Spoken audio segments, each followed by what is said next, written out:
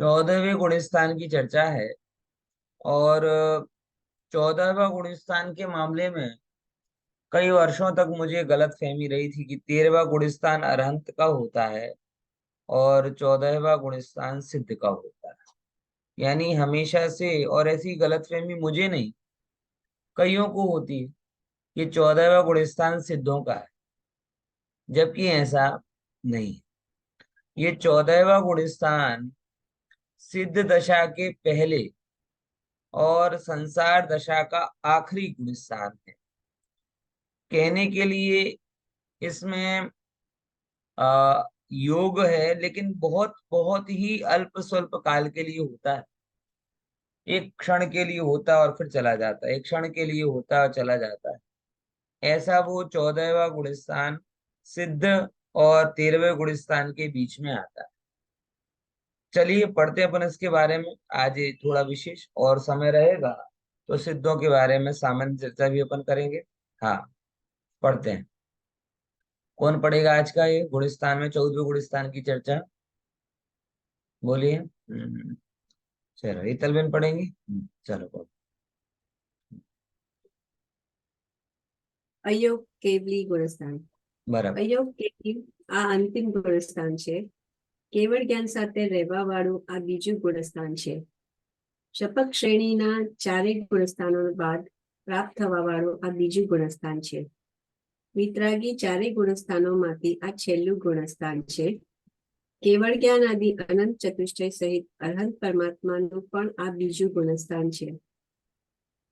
યોગ રહિત અર્થાત અયોગ રૂપ આ એક જ ગુણસ્થાન છે। 13મા ગુણસ્થાનની જેમ અહીં પણ જ્ઞાન સુખાદી અનંતરૂપ છે। અયોગ કેવલી ગુણસ્થાન પણ ચકલ પરમાત્માનું જ છે। યોગોનો નાશ થતા જ સયોગ કેવલી પરમાત્મા જ અયોગ કેવલી કહેવાય છે। શરીરમાં રહેવા છતાં પણ યોગોનો નિરોધ તથા શ્વાસ બંધ થવાથી મન વચન કાયના નિમિત્તથી થવા વાળા આત્મા પ્રદેશોનું કંપન અટકી ગયું છે। તેથી આત્મા અને શરીરનું એક ક્ષેત્રાગા સંબંધ હોવા છતાં નિમિત્ત નૈમિત્તિક સંબંધનો અભાવ થઈ ગયો છે। हाँ, जो अटला इतना समझते हैं। देखो अभी ये जो गुणस्थान आया ना, इस गुणस्थान की सबसे बड़ी खूबी ये है कि देखो अरंत भगवान धीमे धीमे, अब सिद्ध जब उन्हें आयु पूरी होती है तो सहज ही उनके योगों का निरोध चालू हो जाता है। जैसे आपको पता ही होगा कि भगवान महावीर का जब केवल ज्ञान हुआ दिवाली के दिन, बराबर अमावस्या के दिन, तो उसके लगभग लगभग 13 के दिन से भगवान की दिव्य ध्वनि बंद हो गई थी। यानी अब उन्होंने अपने योगों को समेटना चालू कर दिया। तो वो समेटने की प्रोसेस तो हो जाती है 2-3 दिन पहले से, लेकिन जो उसका फाइनल होता है कि भाई समेटते समेटते समेटते समेटते, जैसे अपन बोले ना कि दुकान कोई लगाता है, बराबर, और जब दुकान को बस्ती करने का टाइम होता है तो पहले सारी बाहर की चीजें अंदर रखता है। वो धीरे धीरे धीरे धीरे धीरे सब चीजों को अंदर रख रहा है। और अंदर रखने के टाइम में लास्ट में दुकान लगाना कब कहलाता है? कि जब वो दुकान शटर गिरा दी, ताला फंसा दिया और वो चाबी घुमाई। तो चाबी घुमाना है ना, वो आखिरी स्टेज कहलाएगा कि दुकान बंद करने का आखिरी काम कहाँ हुआ? वो ताला की चाबी को घुमाना। ऐसे ही है कि जब ये 13वें गुणस्थान ने अंतिम 2-3 दिन में अनंत भगवान ने अपने आप को समेटना चालू कर दिया। अब वो समेटते समेटते समेटते, वो अब जब सिद्ध दशा के नजदीक आते हैं तो वो अंतिम समय, जिसे अपन बोले दुकान को बंद करके ताला लगा रहे, वो अंतिम समय का जो गुणस्थान है वह है 14वां गुणस्थान, ताला लगाने वाला। अब ताले लगाने में तो फिर भी खुलने का डर है। मतलब संसार को ताला क्या लगा रहे हैं? एकदम बिल्कुल एब्सोल्यूट अभाव कर रहे हैं। अगर थोड़ी अपनी बिगड़ी भाषा में कहे ना, ताला नहीं लगा रहे, दिया सलाई लगा रहे हैं। तेल वेल खत्म कर दिया। अब सब संसार से को एकदम भस्म करने की कगार पर। संसार का एक भी चिन्ह अब उनके पास नहीं। ये 14वें गुणस्थान। अब ये जो प्रक्रिया है ये प्रक्रिया क्यों होती है, थोड़ा अपन इसको भी समझते हैं। कि देखो, एक तो इसकी खूबी बताई कि भगवान, ये ऐसी एक दशा है, अयोग, बहुत बढ़िया मार्मिक लाइन बोली, कि योगों का नाश होते सयोग केवली परमात्मा ही अयोग केवली कहलाते। अब होता क्या उस समय, कि शरीर में रहवा छता पण યોગનો નિરોધ તથા શ્વાસોશ્વાસ બંધ થવાથી મન વચન કાયાના નિમિત્તિ થવા વાળો આત્મ પ્રદેશોનું કંપન અટકી ગયું છે। पहले क्या था, 13वें गुण स्थान से कंपैरिजन करो, कि 13वें गुण स्थान में अभी मन वचन काय के निमित्त से, स्पेशली काय के निमित्त से आत्मा के प्रदेशों का कंपन होता था। और अब तो श्वासोश्वास भी नहीं है, योगों का भी निरोध हो गया है। अब सब प्रकार से उनके आत्म प्रदेशों का कंपन भी अटक गया। तो है शरीर में, लेकिन शरीर के साथ एक क्षेत्रावकाश संबंध होने पर भी निमित्त नैमित्तिक संबंध का अभाव। अब ये शब्द गजब है कि 14वें गुण स्थान के पहले तक शरीर और आत्मा के साथ में किंचित अल्प स्वल्प मात्रा में निमित्त नैमित्तिकपना चलता ही रहता है। मात्र ये 14वें गुण स्थान की दशा ऐसी है कि जिस गुण स्थान में अरहंत भगवान है शरीर में, लेकिन शरीर में उनके निमित्त से कोई भी क्रिया प्रतिक्रिया नहीं हो रही, और उनमें शरीर के निमित्त से कोई प्रतिक्रिया नहीं हो रही। यानी जब कई लोग ऊपर ऊपर की बात सुनते समझते हैं, और जब हम तत्व ज्ञान की बात करते तो एक साइडेड कहते कि भाई इतने ज्यादा शरीर और आत्मा भिन्न है तो खाना छोड़ दो, इतने ज्यादा शरीर और आत्मा भिन्न है तो रोग होता है तो दवा लेना छोड़ दो, इतना शरीर और आत्मा भिन्न है तो ऐसा करना छोड़ दो, वैसा करना छोड़ दो। ये लोग बहुत अतिरिक्त तो वर्णन करते हैं, एग्जैगरेट करके वर्णन करते, सैद्धांतिक वर्णन नहीं करते।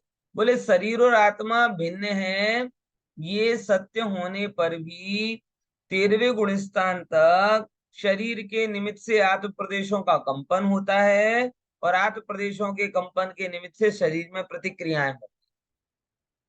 यानी शरीर और आत्मा का निमित्त नैमित्तिकपना तो 13वें गुण स्थान तक चलेगा। और लोग तो ये कहते हैं कि जिनवाणी के 2 शब्द सुने तो पंडित जी खाना क्यों खाते हैं। मतलब ऐसा हुआ मेरे साथ में। एक बार ऐसे आत्मा के अनाहारी स्वभाव के ऊपर चर्चा की थी, पोल्यूशन का टाइम था। अब एक भाई के यहाँ पे भोजन करने के लिए जाना था, तो उसने डरते डरते पूछा, आत्मा खाता नहीं, खातो नहीं, यही सब बातें बहुत बार बार आई, चर्चा में आई। तो उसने डरते डरते पूछा, पंडित जी वो भोजन अपनी जगह हो, आओगे ना? है, उसे लगा कहीं ऐसा ना हो कि आत्मा खातो नथी तो पंडित जी खाना छोड़ दें और हमारे यहाँ का आज का भोजन बिगड़ जाए। उसने पूछा कि पंडित जी आओ छो ना, जम्बा आओ छो कि नहीं आओ छो?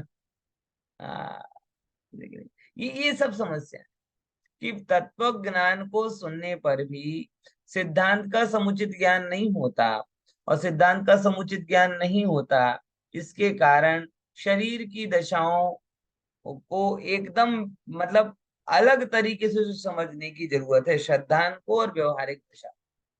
यानी मात्र 14वां गुण स्थान ऐसा है। अब ये समझने पूरी बात क्यों बताई।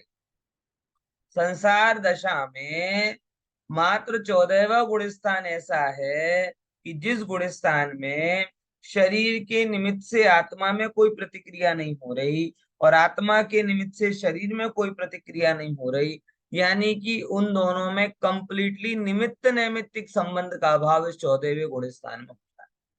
उसके पहले 13वें गुण स्थान तक अनंत भगवान का योग था, श्वासोश्वास आदि थे तो कंपन शरीर में होता, कंपन के ने हो शरीर में कंपन के निमित्त से आत्मा के प्रदेशों में कंपन होता था, ऐसा निमित्त नैमित्तिकपना चलता रहता। समझ में आया? तो ये बात थोड़ा विचारणीय यहाँ पर आती। फिर और आगे चलते हैं, अब क्या स्वरूप होता है पढ़ते हैं। हाँ, આચાર્ય શ્રી નેમિચંદ્ર દેવે કોમતસાર જીવકાંડ ગાથા 65 માં અયોગ કેવડી ગુણસ્થાનની પરિભાષા આ પ્રમાણે આપેલ છે। સંપૂર્ણ શરીરના ऐश्वर्य संपन्न, सर्व आश्रव निरोधक, કર્મ બંધ રહિત, જીવની યોગ રહિત વિતરાગ સર્વજ્ઞ દશાને અયોગ કેવરી ગુણસ્થાન કહે છે। देखो एक बात समझना है इसमें, संपूर्ण शीलना ऐश्वर्य थी संपन्न, यानी एक अपन ने छेड़ाला में पढ़ा है, एक लाइन आती है, 8 10 शेष विधिशील धर चित ब्रह्म में नित रमी रहे। इसका क्या मतलब है? मुनिराज के ब्रह्मचर्य महाव्रत की चर्चा में ये लाइन आती, बोले 18,000 प्रकार के शीलों के पालक। लेकिन यहाँ ये बात को थोड़ा समझना कि 18,000 ये स्थूल कथन है, वास्तव में पूरे के पूरे शीलों का पालन इस 14वें गुण स्थान में होता है। मुनिराजों को पूरे 18,000 शीलों का पालन नहीं हो रहा, लेकिन वो 18,000 शीलों का पालन करना चाहते हैं, इसलिए छेड़ालाकार ने ऐसा लिखा कि 18,000 प्रकार के शीलों के सहित हैं। मुनिराज 14वें गुण स्थान की दशा में 18,000 शीलों का पालन करते हैं। बराबर समझ में आया कि नहीं? वहां तो स्थूल ही है कि भाई जो जो ब्रह्मचर्य महाव्रत होता है वही महाव्रत है, 18,000 प्रकार के शील व्रतों का पालन करना वहां पर नहीं। इसलिए यहाँ पर लिखा है संपूर्ण शीलना ऐश्वर्य थी संपन्न, एक बात। फिर दूसरे नंबर पे क्या बोला था? सर्व आश्रव निरोधक। अब फिर से 13वें से जरा तुलना करो कि 13वें में आश्रव था कि नहीं था। बोले 13वें में भी आश्रव था, इरियापद आश्रव था। 14वें गुण स्थान में सर्व आश्रवों का निरोध हो गया। बराबर। अब कर्म बंध रहित जीवनी योग रहित वितराग सर्वज्ञ दशा, जो अब क्या विशेषण दिया कि कर्म बंध से रहित है, योग से रहित है, वितराग सर्वज्ञ तो पहले भी थी, ये कैरी फॉरवर्ड हुई, दो चीजें, वितरागता और सर्वज्ञता, ये कैरी फॉरवर्ड हुई। लेकिन बाकी अगर अपन कहें तो कर्म बंध रहित अनयोग रहित। अब कर्म बंध में भी कौन सा लेना? 8 कर्म का बंधन नहीं लेना, जो कर्मों का बंधन प्रति समय चल रहा है, एक समय का बंधन, उससे रहे। समझे कि नहीं समझे? बाकी अभी अभी इनके अयोग केवली के भी 4 आघाती कर्म तो हैं ही, भले ही थोड़ी देर के लिए हैं, लेकिन हैं अभी 4 आघाती कर्म, उनका नाश होगा बाद में। लेकिन जो नया बंधन होता है एक समय का ही सही, वो बंधन भी उनको अभी नहीं हो रहा है, इसीलिए ये बात कही कर्म बंधन रहित। अब देखो अयोग આ केवली શીલ ના ઐશ્વર્ય એટલે શું? એટલે કમ્પ્લીટ સીલ નો પ્રભાવ ત્યાં પ્રગટ થયો એમ। जे मैंने बोला ना कि पूरे 18,000 प्रकार के शील कहाँ प्रकट होते हैं? 6वें गुण स्थान में नहीं होते, 7वें गुण स्थान में नहीं होते, 10वें गुण स्थान में नहीं होते, 12वें में नहीं होते, यहाँ तक कि 13वें में भी नहीं होते। पूरे शील जो 18,000 प्रकार के हैं उनका कंप्लीट प्रकट अयोग केवली गुण स्थान में होता है। इसीलिए यहाँ पर ये बोला कि पूरा शील आदि उनको प्रकट। समझे? हाँ, आगे मीना बन ख्याल में હજી શીલ એટલે મને નથી સમજ પડતી। शील એટલે જે કહેવાય ને મહાવ્રત કહેવાય, ચોથા નંબરનું મહાવ્રત હોય ને,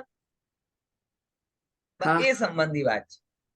शील स्वभाव સર્વ પ્રકારથી કામાદી ભાવોથી રહિત સ્વભાવની કમ્પ્લીટ અભિવ્યક્તિ, એ शील કહેવાય।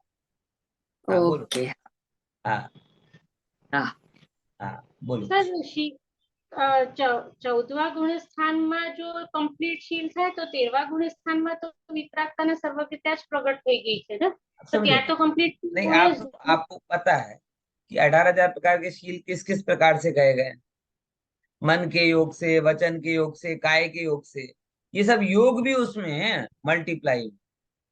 यानी ये परिणति के एंगल, हाँ परिणति के एंगल से नहीं ले रहे कि उनको कोई विकार हो रहा हो, वो तो 18,000 को मल्टीप्लाई में समझना है। मल्टीप्लाई में 4 कसा है स्त्री, और में एक योग भी आता है। तो जब तक योग रहेगा तो योग के निमित्त के शील का वो दोष कहलाएगा कि नहीं? भले प्रकट हो या ना हो, ये तो करुणान योग का नियम है कि भाई अगर कारण है तो उसको वो कहेंगे। इसी एंगल से तो हमने 9वें 13वें गुण स्थान में क्या बोला? एकादश जिन्हें, जिनेन्द्र भगवान को भी क्या है 11 परिचय कहे गए। पॉइंट समझ में आया कि नहीं आया? तो ये थोड़ा विचारणीय बात वहां पर आ। तो वो योग का सद्भाव जब तक है तब तक वो प्रकट पूरे शील नहीं कहे जाते। हाँ, आगे पढ़ते हैं। નામ અપેક્ષા વિચાર સહયોગી જેમ આ એક નામ છોડી પૂર્વક 13મા ગુણસ્થાનમાં કહેલા સર્વ નામોનો અહીં પણ વ્યવહાર હોય છે, જેમ અરિહંત, અરહંત, અરોહંત, કેવડી, પરમાત્મા, सकल परमात्मा, परम ज्योति, निष्काम परमात्मा आदि। वाचो आगे। ना ये सरल अच्छे जो 13वें में समझे थे वो सब यहाँ पे आ जाते। केवल सकल परमात्मा कैरी फॉरवर्ड नहीं होता है, क्यों? ओ सॉरी, हाँ, ये सहयोग केवली ये कैरी फॉरवर्ड नहीं होता, क्योंकि सहयोग केवली का तो वहां पे योग का तो अभाव हो गया। बाकी जितनी भी विशेषता बताई थी वो सब अरिहंत, अरहंत, अरुहंत क्या था ना। अरिहंत मतलब चार घाती कर्म का नाश कर दिया। अरहंत मतलब जो पूजनीय हो गए हैं, बराबर। और अरुहंत मतलब जिन्होंने संसार के बीज का नाश कर दिया है। ये सब विशेषताएं बताई थी कि नहीं बताई थी, याद है? हैं? कोई यहाँ नहीं बोल तो बताओ, कोई ने याद नहीं। બધા ગુણોની વાતમાં हाँ बता 1, 2, 3 નંબર। हाँ, 13वें गुणस्थान की चर्चा में सब आई थी बात, है ना। इसलिए वो सब ले लेना, केवल एक चीज छूट जाएगी, कौन सी वाली? सहयोग वाली। સહયોગ कि वहां पे सब कुछ थे, साथ में योग भी था। यहाँ सब कुछ है, बस योग की कमी है, बाकी सब विशेषताएं एज इट इज। हाँ, पढ़ी। પ્રશ્ન 111 અયોગ કેવડીને सकल પરમાત્મા કહેવામાં દોષ આવે છે શું? ઉત્તર કઈ દોષ નથી આવતો, કારણ કે અયોગ કેવડી ગુણસ્થાનવતી અરહંત પરમાત્મા પ્રત્યક્ષમાં શરીર રહિત છે, તેથી सकल પરમાત્મા જ છે। કલ શબ્દનો અર્થ શરીર છે। સ એટલે સહિત, સ પ્લસ કલ એટલે सकल અને सकल એટલે શરીર રહિત। આ ગુણસ્થાનમાં ચારે અઘાતી કર્મોમાંથી 85 कर्मों सत्ता छे। बराबर। देखो समझते हैं। प्रश्न था कि भाई सहयोग की अयोग केवली को सकल परमात्मा कहने में कोई दोष आता? बोले कोई दोष नहीं आता। वो भी कल मतलब शरीर सहित ही है, भले योग नहीं हो रहा का, लेकिन शरीर तो है ना। और शरीर होने के कारण वो सकल परमात्मा ही है। 85 प्रकृति जो कर्म की हैं, आघाती कर्मों की, वो यहाँ पर पाई जाती। बढ़िया। सम्यक्त्व अपेक्षा विचार शायिक सम्यक्त्व ज અહીં પણ પરમાવગાઢ सम्यक्त्व રૂપ કહેવાય છે। 13મા ગુણસ્થાનવત અહીં પણ સમજી લેવું જોઈએ। ये भी सिंपल है, जैसा श्रद्धान में तो सेम टू सेम वही है जो 13वें में था। चारित्र अपेक्षा भी सेम टू सेम 13वें की जैसा यथा क्या चारित्र। काल अपेक्षा ये थोड़ा विशेष। पढ़िए। કાલ અપેક્ષા વિચાર 5 હસ્ત સ્વરો रश्व, ये लिखा गलत है, अश्व नहीं, रश्व खोड़ा अक्षर। हाँ, અ ઈ ઉ ઋ અને लुई, લુ ને लुई। ના ઉચ્ચારણ કાળ સુધી અર્થાત અંતર્મુહૂર્ત કાળ છે। અહીં કાળના જગન્ય મધ્યમ કે ઉત્કૃષ્ટ ભેદ નથી। 14 ગુણસ્થાનમાંથી આ અયોગ કેવડી ગુણસ્થાન જ એકમેવ એવું ગુણસ્થાન છે જે પોતાના અંતર્મુહૂર્ત કાળનું યથાર્થ જ્ઞાન કરાવવામાં પૂર્ણ સમર્થ છે। અન્ય ગુણસ્થાનોના અંતર્મુહૂર્ત કાળ માટે આપણે કેવલ જ્ઞાન ગમ્ય યથાયોગ્ય અંતર્મુહૂર્ત કાળ એમ કહેવું અનિવાર્ય થઈ ગયું છે, કારણ કે અંતર્મુહૂર્તના યથાર્થ નિર્ણય માટે 14મા ગુણસ્થાન જેવું कोई मापदंड आपनी पासे नहीं। बहुत। ये काल अपेक्षा जैसे कि सब अलग अलग बातें की ना, तो इसमें ये जो काल अपेक्षा विचार है, ये 14वें गुणस्थान की, जिसे बोले ना, यूएसपी। मतलब और कोई भी गुणस्थान ऐसा नहीं है जिसका एकदम एप्रोप्रिएट काल बताया जा सके। 8वें गुणस्थान में कितना रहेगा साहब? अंतर्मुख। 9वें में कितना रहेगा? अंतर्मुख। 10वें में कितना रहेगा? अंतर्मुख। 11वें 12वें में कितना रहेगा? अंतर्मुख। टोटल कितना? अंतर्मुख। 6वें में कितना? अंतर्मुख। 7वें में कितना? अंतर्मुख। हर चीज अंतर्मुख अंतर्मुख अंतर्मुख। लेकिन अंतर्मुहूर्त कौन सा लेना? ओवरऑल टाइम भी अंतर्मुहूर्त है। तो फिर प्रश्न होता है कि एग्जैक्टली कौन से समय का कौन सा काल लिया जाए। तो एकमात्र 14वें गुणस्थान का काल ऐसा है जिसको फिक्स बोला है, 5 ह्रस्व अक्षर बोलने में जितना टाइम लगता है, अब ये संस्कृत में ये आई उ रीली, आई उण रीली ऐसे करके 5 ह्रस्व अक्षर बोले जाते हैं। आई उ रीली, अगर अपन इंग्लिश में बोले ए आई ओ यू, सरल भाषा, बराबर ना, आई उ रीली, ये 5 ह्रस्व अक्षर बोलने में जितना टाइम लगता है उतना टाइम ही 14वें गुणस्थान का काल। यानी एकमात्र ये ऐसा गुणस्थान है जिसके काल को हम एकदम एप्रोप्रिएट माप सकते हैं। बाकी के लिए तो कोई पैरामीटर है ही नहीं। मैंने बोला ना, 8वें 7वें 8वें 9वें 10वें 12वें सब गुणस्थान का काल कितना, अंतर्मूर्त अंतर्मूर्त अंतर्मूर्त, और सबका टोटल काल करके देखो तो भी अंतर्मूर्त, है गजब अंतर्मूर्त है। छुट्टक छुट्टक भी अंतर्मूर्त, और भेगा इकट्ठा करो तो भी अंतर्मूर्त। समझ में आया कि नहीं आया? तो ये अंतर्मूर्त। हाँ बोलो। આમાં 5 સ્વરો જે બોલવાના હોય સ્પીડ પર બી હોય ને, બધાની અલગ અલગ સ્પીડ, नहीं, એટલે એમાં इसका કઈ एक पैमाना, इसका एक पैमाना है। ये एक्चुअली में हम लोग जल्दी जल्दी बोलते हैं, लेकिन संस्कृत में उच्चारण का एक फिक्स बंधारण, ह्रस्व को ह्रस्व के स्वर में ही बोलना है, बराबर। तो अ ई उ रीली, ये इसमें, क्योंकि वो उसमें उदात्त अनुदात्त का एक एक बहुत सिस्टम होता है संस्कृत। तो अगर आप दीर्घ बोलोगे तो अलग ही स्वर जाएगा, ह्रस्व बोलोगे तो उतना ही लगभग लगभग स्वर सबका आएगा।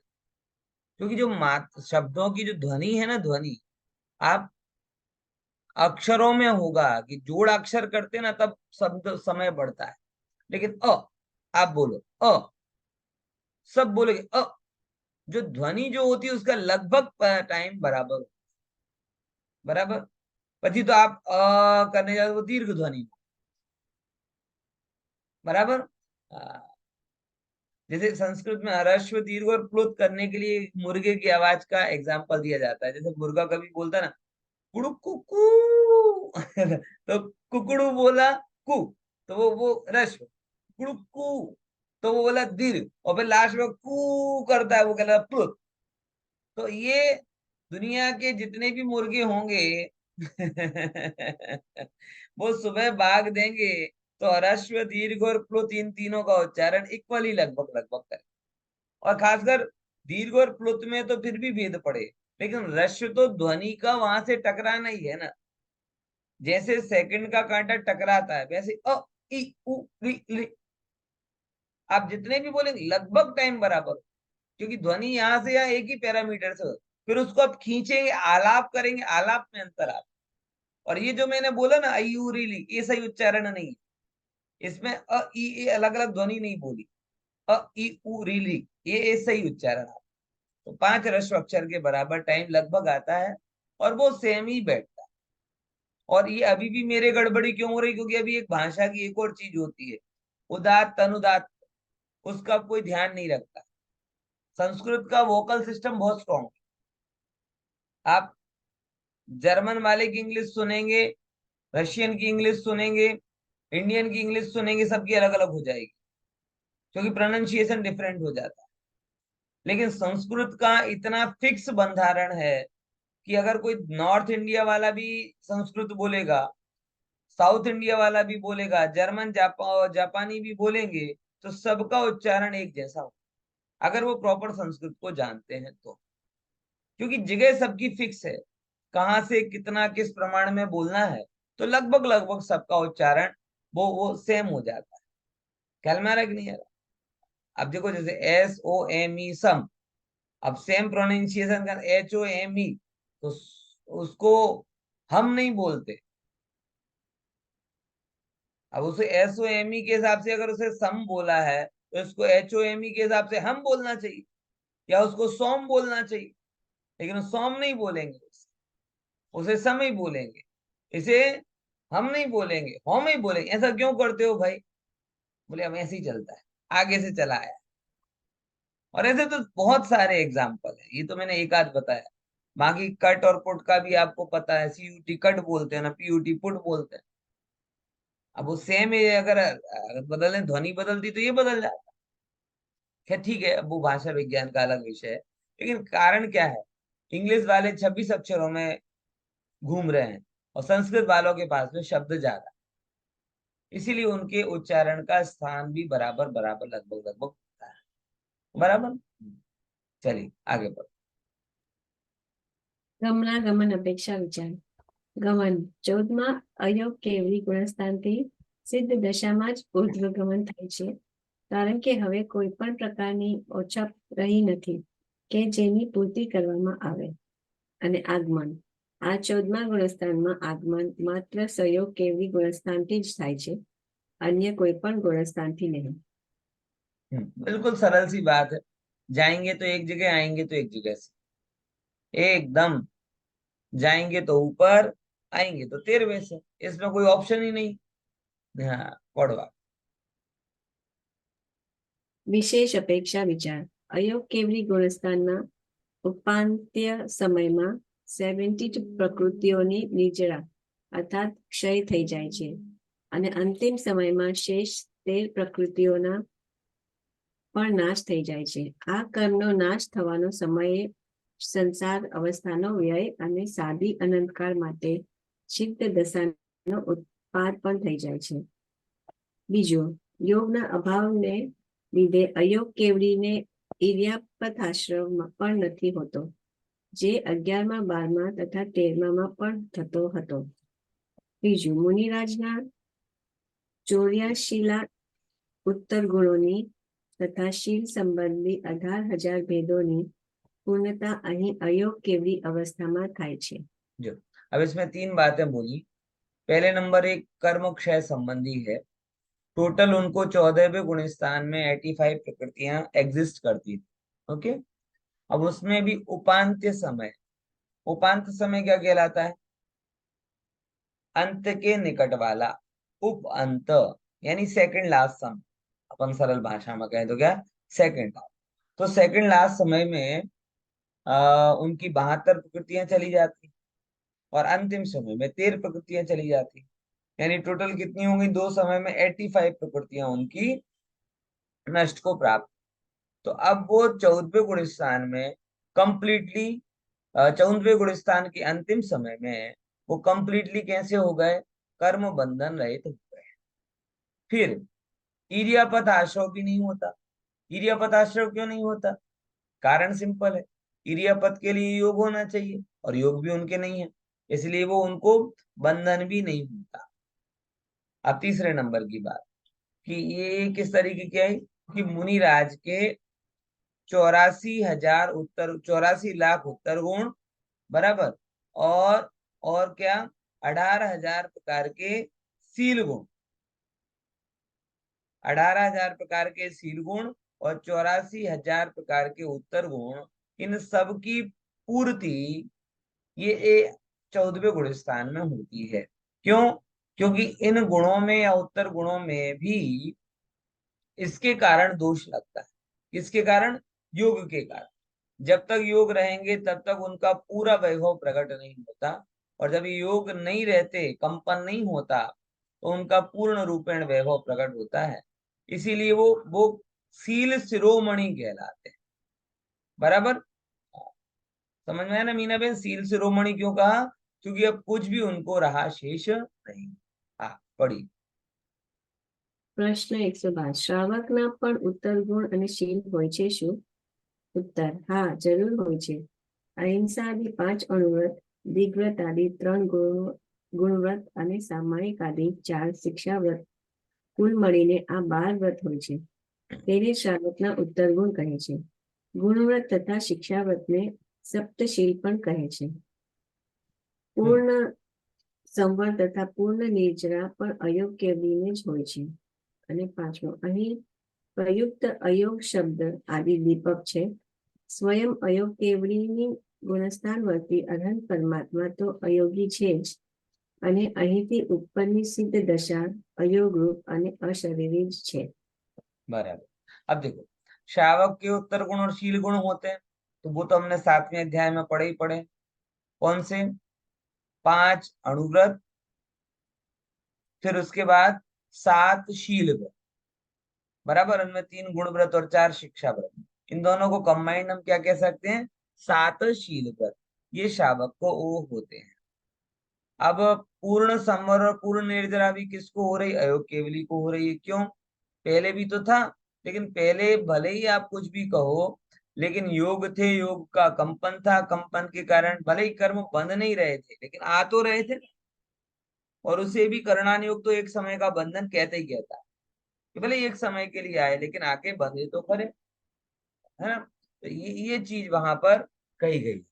आगे फिर ये बात अपनी हुई। और ये अंतिम पॉइंट यहाँ पर आया कौन सा?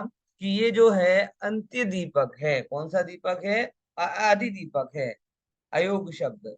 यानी इसके बाद अनंत काल तक ये अयोग की दशा ही वहां रहने वाली। इस प्रकार से अपना ये 14वें गुण स्थान की चर्चा पूरी हुई। अभी जरा मैं चाहता हूं आज के दिन ही अपने 10-20 मिनट हैं, इनमें लगभग लगभग सिद्ध की चर्चा अपन ओरली कर, बराबर। थोड़ी थोड़ी जरूरत लगेगी भी आपसे पढ़ा देते हैं, क्योंकि कई बार हमने पढ़ा तो है ही, कुछ विशेष बात अगर यहाँ पे आती तो अपन पढ़ते हैं। हाँ, सबसे पहले तो शुरुआत इसकी इस प्रकार से है कि ये चलो पढ़ ही लो, एक काम करो पढ़ लेते हैं, क्यों उसको बाकी रखें। हाँ, पढ़ लेते ગુણસ્થાનાતીત સિદ્ધ ભગવાન આ દુઃખમય સંસાર અવસ્થાથી કેટલાક જીવ તો સમ્યક દર્શન પ્રાપ્ત કરવા છતાં અનેક ભવોમાં કઠોર અને પ્રતિહત સાધના કર્યા બાદ જ સિદ્ધ અવસ્થાને પ્રાપ્ત કરે છે. અનેક જીવ માત્ર અનેક વર્ષોની સાધનાથી જ સિદ્ધ થઈ જાય છે. વિશિષ્ટ મહાપુરુષ માત્ર એક અંતર મુહૂર્તમાં જ અનંત ધ્રુવ અવિચલ પંચમ ગતિને પ્રાપ્ત કરી લે છે. પ્રશ્ન 71. અમે માત્ર અંતર્મુહૂર્તમાં જ સિદ્ધ થવા માંગીએ છીએ. અમને કઠોર સાધના ફાવતી નથી અને મુક્તિ માટે અમે હવે વધારે રાહ પણ જોવા નથી માંગતા. તેથી અતિ શીઘ્ર મુક્ત થવાનું સુગમ સાધન બતાવો ને. ઉત્તર प्रश्न तो ख्याल में आ गया ना? શોર્ટકટ શોર્ટકટ વાળી પ્રજાતિ છે ને, એને બધી જગ્યાએ શોર્ટકટ જ જોઈએ.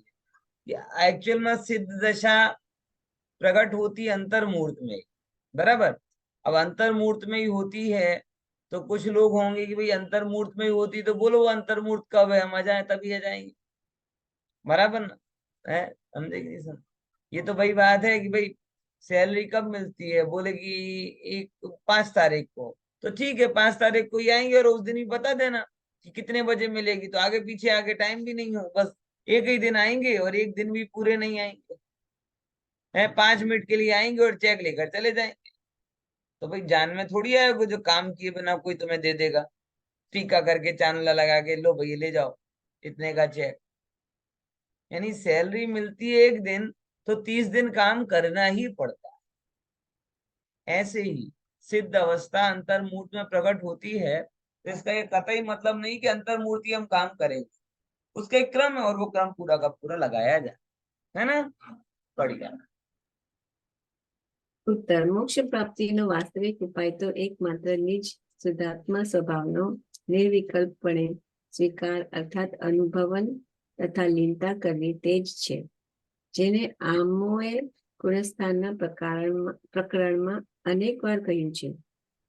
ચિન્વાણી માતા પણ આપણને ચારે અનુયોગમાં અત્ર તત્ર સર્વત્ર આ વિષયને સમજાવી રહી છે.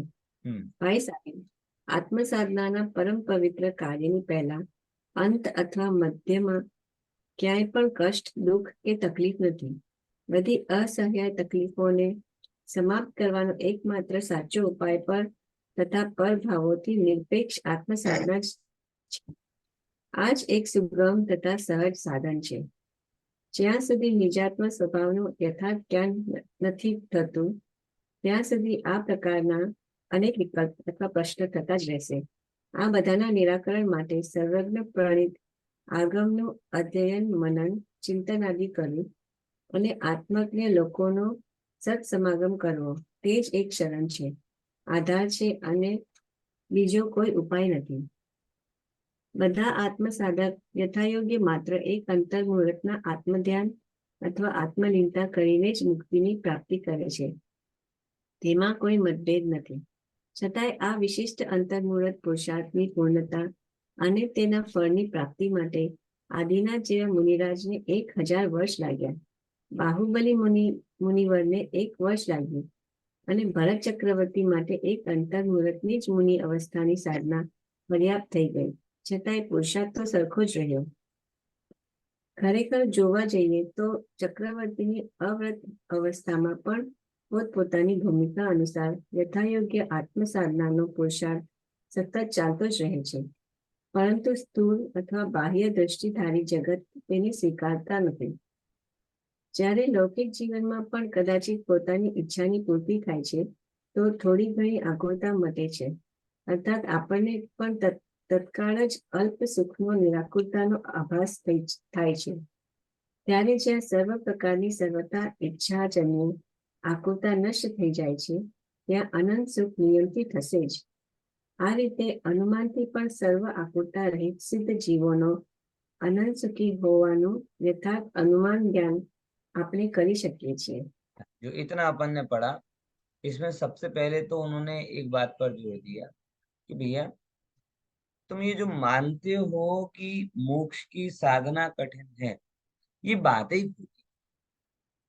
एक्चुअल में अगर ये बहुत बड़ी भूल है, सीधी सीधी सी बात ये है कि अगर मोक्ष मार्ग दुखमय होता तो मोक्ष सुखमय हो ही नहीं सकता, क्योंकि जैसा बीज होता है वैसा फल। अगर मोक्ष सुखमय है तो इसका सीधा सीधा सा मतलब है कि मोक्ष मार्ग भी सुखमय ही है। अब सुखमय होना पर भी दुखमय लगे, सुखमय होने पर भी दुखमय लगे, ये पॉसिबल है। ये कई जगह होता है कि किसी को कोई चीज अच्छी लगती है, किसी को कोई चीज खराब लगती है, किसी को बहुत सुखमय लगती है, किसी को दुखमय लगती है। ये तो आपके ऊपर डिपेंड है। लेकिन इसकी ऑब्जेक्टिविटी देखी जाए तो ऑब्जेक्टिविटी ये है कि मोक्ष मार्ग सुखमय है, इसीलिए ये मोक्ष भी सुखमय है। फिर दूसरे नंबर की बात यहाँ पर करी, कौन सी? कि देखो मुनिराज सबका अलग अलग काल बताया कि भैया अगर आप देखोगे तो एक ही समय में होता सबको अंतर्मूर्त में, सबको अंतर्मूर्त में होता है, लेकिन सबका वो अंतर्मूर्त प्रकट करने के लिए टाइम सबका अलग अलग लगा। एक ही कुल के 3 लोगों का एग्जाम्पल दिया। आदिनाथ भगवान 1000 साल, बाहुबली भगवान 1 साल, भरत भगवान अंतर्मूर्त। तो सबका कहना अंतर्मूर्त तो सबका सेम है, लेकिन वो अंतर्मूर्त प्रकट करने का काल अलग है। लौकिक में भी बोला है कि जब किसी को ये क्या कहते हैं कोई सगवड़ वगवड़ चाहिए होती है तो कितनी सारी चीजें हम करते हैं, बराबर। तो लौकिक में घणी कदाचित પોતાની ઈચ્છા પૂરી થાય, થોડી ઘણી આકુળતા મટે જ, અર્થાત આપણને પણ તત્કાલ જ અલ્પ સુખની નિરાકુલતાનો આભાસ થાય છે। तो जब सब प्रकार की इच्छाएं और आकुलता नष्ट हो रही हूँ तो अनंत सुख नियम से मिलेगा, इसीलिए हमें उसकी पूरी पूरी श्रद्धा अंदर में करनी चाहिए। हाँ बोलो। આમાં જે અલગ અલગ ટાઈમ લાગ્યો છે આમાં બાહુબલી આ બધાને, તો એની એટલે પછી એમ બી લખ્યું છે પુરુષાર્થ તો સરખું જ છે, એટલે intensity time period particular type की इंटेंसिटी कहिए ना कि जे अंतर्मूर्ति टकवानी એ इंटेंसिटी में फेर पड़तो होय, पण 6ઠા 7મા गुणस्थान में टकवानो पुरुषार्थ सरखो। खबर पड़ी कि नहीं पड़ी? देखो 6ठे 7वें गुणस्थान में रहने के लायक जितना पुरुषार्थ चाहिए वो सबका सेम, लेकिन उसके बाद में 6ठे 7वें के बाद में जो पर्टिकुलर स्वरूप में जमने के लिए जो पुरुषार्थ जितना होना चाहिए था उसमें जरूर यहाँ पर कमी आ जाती, तभी तो वो अंतर पड़ा। कारण के बिना कार्य में अंतर कहां से, बराबर। तो ये चीज वहां विशिष्ट। आगे बढ़े, अब सिद्ध का स्वरूप बताते हैं। અનંત સર્વજ્ઞ પ્રણિત આગામ પરંપરાથી તો આપણને આ માન્ય જ છે કે સિદ્ધ અનંત સુખી છે। આચાર્ય શ્રી નેમિચંદ્ર દેવે ગોમત્સા જીવકાન ગાથા 68 માં ગુણસ્થાનાતીત સિદ્ધ ભગવાનની પરિભાષા આ પ્રમાણે આપેલ છે। જ્ઞાનાવરણાદિ અષ્ટકર્મ રહિત અનંત સુખામૃત સ્વાદી પરમ શાંતિમય મિથ્યા દર્શન નહીં सर्व विकार रहित, निर्विकार, नित्य, सम्यक्त्व आदि 8 प्रधान गुण युक्त अनंत शुद्ध पर्यायोથી સહિત કૃતકૃત્ય લોકાગ્ર સ્થિત વિતરાગી સર્વज्ञ નિકલ પરમાત્માને સિદ્ધ ભગવાન કહે છે। जो इतना समझ में आया। इतने सारे विशेषण हैं, वो तो सब अपनी अपनी विशेष रूप को लिए हैं। एक शब्द आता है कृतकृत्य। अनंत भगवान थे ना, अभी वो कृतकृत्य नहीं थे, उनके जीवन में भी एक काम होना बाकी था, सिद्ध बनने का। अब सिद्ध बन गए मतलब कृतकृत्य हो गए। अब जैसे दूध में से घी निकल गया तो अब घी ही रहेगा, वो कुछ और नहीं बनेगा। ऐसे ही जब जीव सिद्ध बन जाता है तो सिद्ध ही रहते हैं, कुछ और नहीं बनते। इसीलिए ऐसे सर्वज्ञ निकल परमात्मा को सिद्ध नाम से कहा जाता। और नाम अपेक्षा विचार। ગુણસ્થાનાતીત સિદ્ધ ભગવાનને જ વ્યવહારાતીત પરમ શુદ્ધ કાર્ય પરમાત્મા લોકાગ્રવાસી સંસારાતીત નિરંજન નિરાકાર નિષ્કામ નિષ્કર્મ સાધ્ય પરમાત્મા પરમ સુખી જ્ઞાનાકારી જ્ઞાન શરીરી ચિરવાસી અશરીરી ઇત્યાદि અનેક નામ છે। તેમને દેહ મુક્ત પણ કહે છે। बराबर। अभी ये शब्द एक विशेष आया, बाकी तो सब ठीक है। व्यवहार से कोई व्यवहार नहीं है, परम शुद्ध हो गए हैं, कार्य परमात्मा है, लोकाग्र निवासी, संसारातीत, अंदर में कोई नहीं है, निराग देश द्रव्य कर्म भाव कर्म कर्म से रहित, निराकार, निष्काम, निष्कर्म, जो भी हैं वो सब। एक विशेष आया देह मुक्त, कि पहले जो थे ना अनंत भगवान, वो अनंत भगवान जैसे अपन कहे ना तो संसार मुक्त थे, लेकिन देह मुक्त नहीं थे। रागादि भाव मिट गया इसलिए संसार से मुक्त हो गए थे, लेकिन पूर्वगत राग का जो चिन्ह शरीर वो उनके साथ में था। बराबर। कि शरीर क्यों मिला? बोले पहले किसी पर्याय में राग देश आदि किए थे, उसका फल ये शरीर है, तो वो उनके साथ में था। लेकिन अभी वो भी चला गया, इसलिए अब हम उन्हें क्या कहते हैं? देह मुक्त भी कहते। ठीक है, आगे पढ़िए। ચિરવાસી એટલે આત્મામાં જે રહે ना चिर मतलब एक ही जगह पर अनंत काल तक रहेंगे, चिर काल तक रहेंगे, उसीलिए एंगल से उन्हें चिरवासी का। अब वो दोनों चीजें आत्मा में रहेंगे ये भी कह सकते हो, लोकाग्र में रहेंगे ये भी कह सकते हो, लेकिन लोकाग्र के हिसाब से चिरवासी संज्ञा ज्यादा सार्थक है, क्योंकि आत्मा में तो अनंत भगवान भी रह रहे, 12वें गुण स्थान वाले भी रह रहे, लेकिन 12वें गुण स्थान वाले और अनंत भगवान आत्मा के निकट रहते हुए भी बाहर में गमन कर रहे हैं। बराबर खुशी बहन? हाँ। और ये चिरवासी क्यों है? क्योंकि ये 12वें गुण स्थान वाले तो क्षेत्र से बदल रहे, लेकिन ये अंत तक अनंत काल तक लोक के अग्र में ही रहेंगे, इस एंगल से ही उन्हें चिरवासी शब्द कहा। बराबर।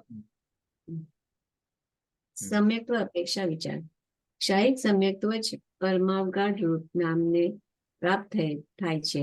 સામાન્ય દ્રષ્ટિથી ચોથા ગુણસ્થાનમાં પ્રગટ થવાવાળા सम्यक्त्व અને સિદ્ધ અવસ્થાનું सम्यक બંને સમાન છે। આ કથન સત્ય છે। આ વિષયને વિશેષ અપેક્ષાથી વિચારીએ તો અંતરનો પણ આપણે સ્વીકાર કરવો જોઈએ। જ્ઞાન ગુણની અનંતતા વ્યક્ત થઈ ગઈ, ચારિત્ર પણ પરિપૂર્ણ શુદ્ધ થઈ ગયું, એવા અનેક સહચર ગુણોની વિશેષતા ને પર્યાયોથી सम्यक्त्वમાં પણ વિશેષતા કહેવામાં આવે છે। તેને પણ માનવું જ જોઈએ, કારણ કે એક ગુણની પર્યાય ભેદ અપેક્ષાએ અન્ય ગુણની પર્યાયથી કથનચિત ભિન્ન હોવા છતાં પણ સર્વથા ભિન્ન તો છે જ નહીં। એક આત્માના એક એક પ્રદેશમાં અનંત ગુણ અને તેની અનંત પર્યાયો અવિરોધ રૂપ રહે છે, અવિરોધ રૂપથી રહે છે। अब देखो ये प्रश्न क्यों हुआ? ये प्रश्न एक इसलिए होता है, कई बार जब अपन बोलते सम्यक दर्शन की महिमा में,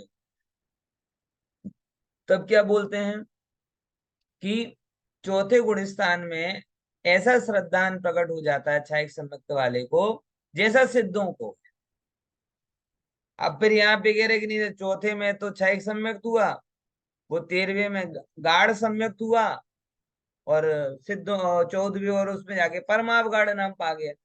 ऐसे तो इसमें अंतर क्यों आया? अगर आपने एक तरफ से कहा कि भैया ये सेम था तो बदला क्या?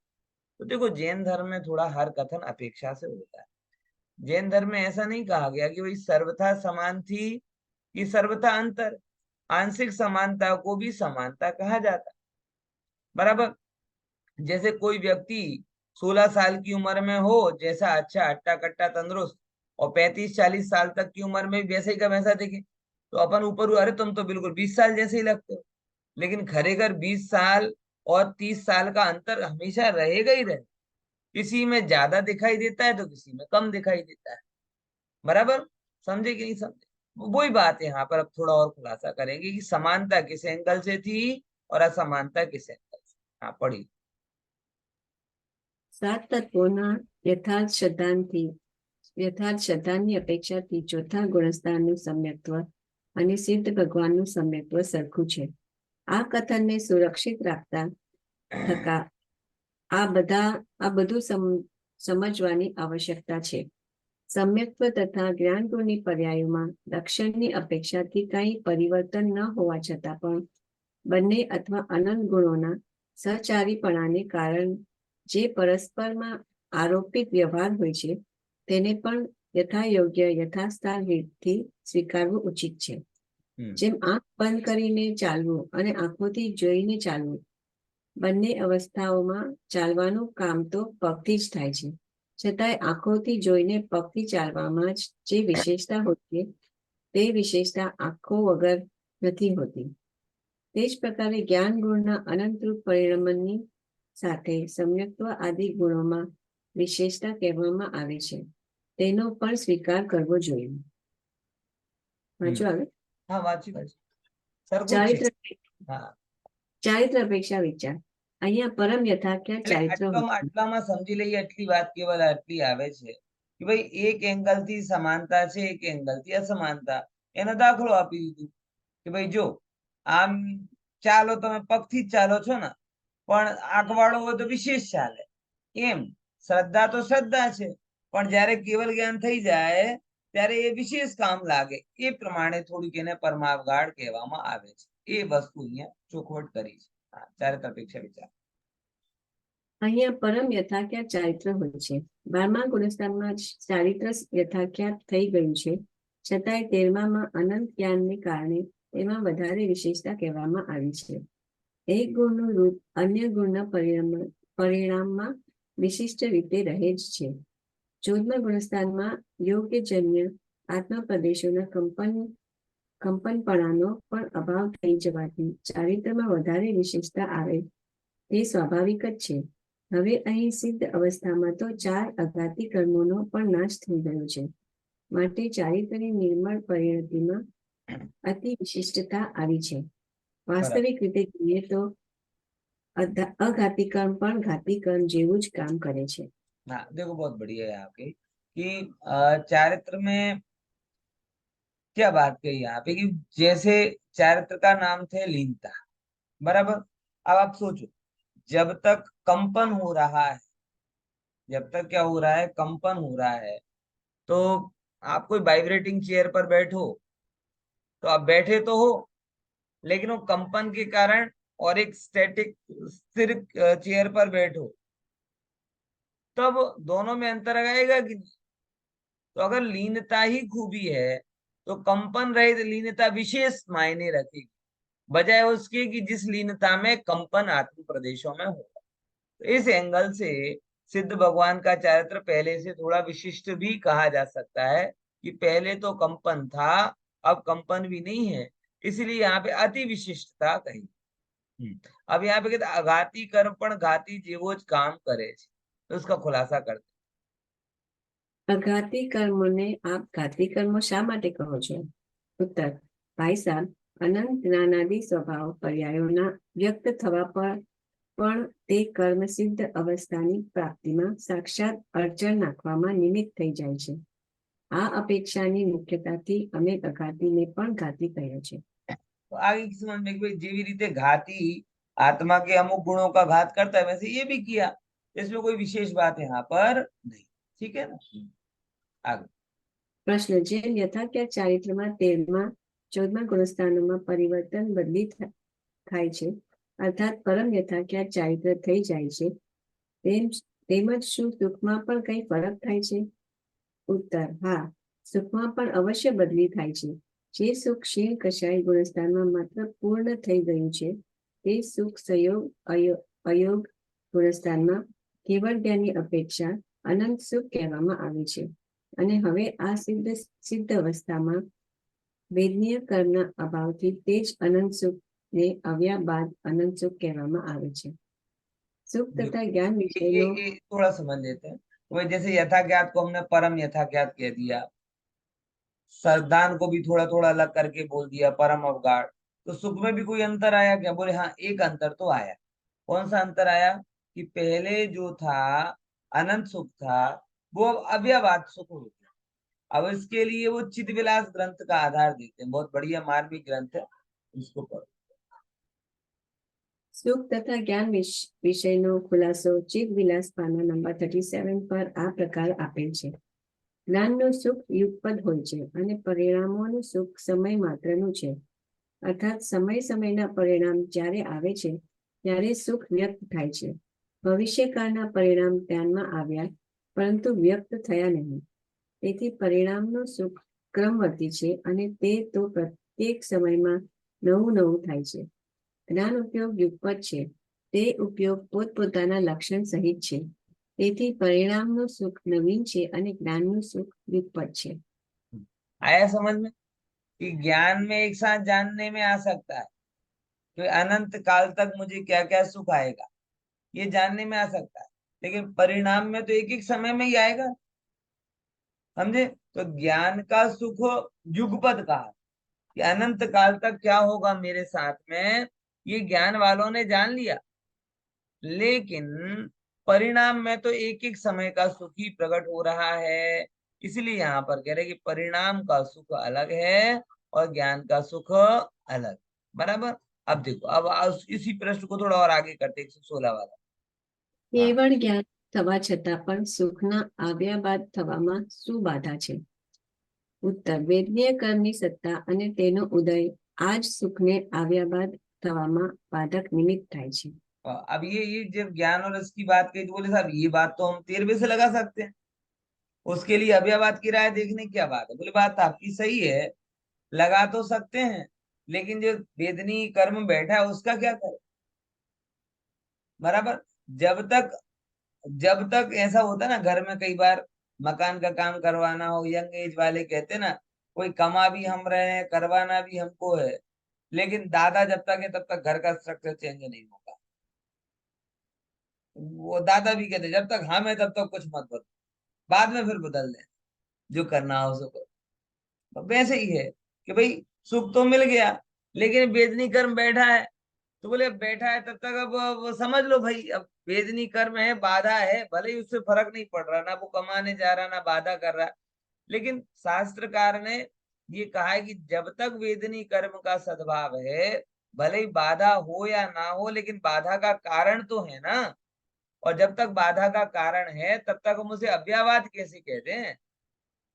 बराबर? इसीलिए जब तक वेदनी कर्म जाता नहीं है तब तक उस अनंत सुख को अनंत सुख ही कहते हैं, और जब वेदनी कर्म चला जाता है तो उस अनंत सुख को अव्ययवाद सुख कहने लगते। बराबर? आगे કાળ અપેક્ષા વિચાર સાદી અનંત કાળ સિદ્ધ અવસ્થાનો પ્રારંભ થાય છે. તેથી તેનો કાળ સાદી એટલે સ પ્લસ આદિ છે અને આ અવસ્થાનો ક્યારેય નાશ થશે જ નહીં. તેથી સર્વસિદ્ધ ભગવાન નિયમથી સાદી અનંત જ છે. 6 ડાળા શાસ્ત્રની છઠ્ઠી ડાળમાં 13મા છંદમાં આ વિષયને ગ્રંથકારે આ શબ્દમાં કહ્યું છે. આ રીતે रही है अनंत अनंत काल यथा तथा शिव परिणाम। આ રીતે સિદ્ધોનો કાળ સાદી અનંત હોવાથી કાળના જગન્ય અને ઉત્કૃષ્ટપણાથી સંબંધ જ નથી. बराबर? એટલે काल की बात करें तो सादी तो है, स आदि, लेकिन अंत नहीं है, इसलिए अनंत कहलाता है। होकर कभी नष्ट नहीं होता, ये सब सिद्ध अवस्था का सौंदर्य है। अनंत दशा भी होती है और नष्ट हो जाती है, लेकिन ये क्या है कि कभी नष्ट नहीं होती, इसलिए आदि होने पर भी अनंत है। बराबर? इसलिए सादी अनंत है। 6 डाला का आधार भी दिया, रही है अनंत अनंत काल यथा तथा शिव परिणमे। गमनागमन और पढ़ लो। ગમનાગમન અપેક્ષા વિચાર. ગમન સિદ્ધ અવસ્થાથી કોઈ ઉપર અન્ય ઉત્કૃષ્ટ અવસ્થા છે જ નહીં.